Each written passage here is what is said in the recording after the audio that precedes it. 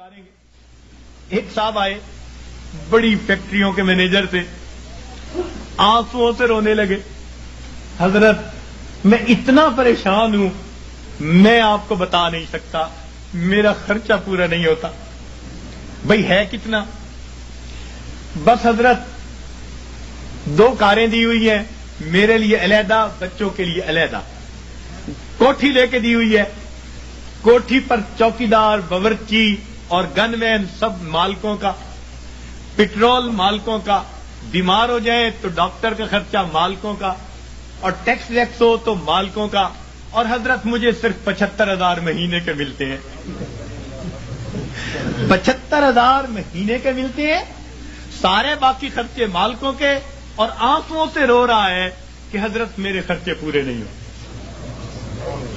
فیصل آباد سے ایک خاتون آئی, پردے میں بیٹھ کے بات کرنے لگی, رو رہی ہے دارو قطار, 5 منٹ روتی رہی, اور اس کے بعد کہنے لگی بس میرے لیے دعا کریں, میرے خرچے پورے نہیں ہوتے.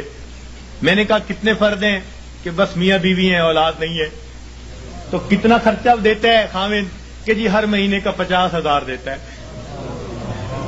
میں نے پوچھا بنتا کیا ہے؟ کہنے لگی بس دوائیوں پہ خرچ ہو جاتے ہیں. اور واقعی ایسے تھا, واقعی ایسے تھا. 50,000 روپیہ اکیلی خاتون کا خرچہ, مگر وہ ڈاکٹروں کے پاتوں میں چلا جاتا تھا. میں نے اس مینیجر اور اس خاتون کو پھر سمجھایا. میں نے کہا کہ اپنی زندگی سے جب تک نافرمانی کو نہیں نکالو گے, تمہیں زندگی میں کبھی سکون نہیں مل سکتا. تمہارے مال سے اللہ نے برکت نکال لی ہے. تمہارے 75,000 کیا 75 لاکھ بھی ہوں گے تو تمہاری ضرورتوں کو پورا نہیں کریں گے. برکت اللہ تعالیٰ نکال لیتے ہیں. اتنا کماتے ہیں, ضرورتیں اتنی, پریشان. اتنا کماتے ہیں, ضرورتیں اتنی, پھر پریشان. لنگوٹ باندھ باندھ کے میدان میں اترتے ہیں. اب اس پریشانی کو تو ختم کر دینا ہے, اگلی پریشانی اوپر سے آ جاتی. پہلی ختم نہیں ہوتی, دوسری اوپر سے, پھر پریشان پھرتے ہیں. کہتے ہیں جی بس رول رول کے زندگی گزار رہے ہیں.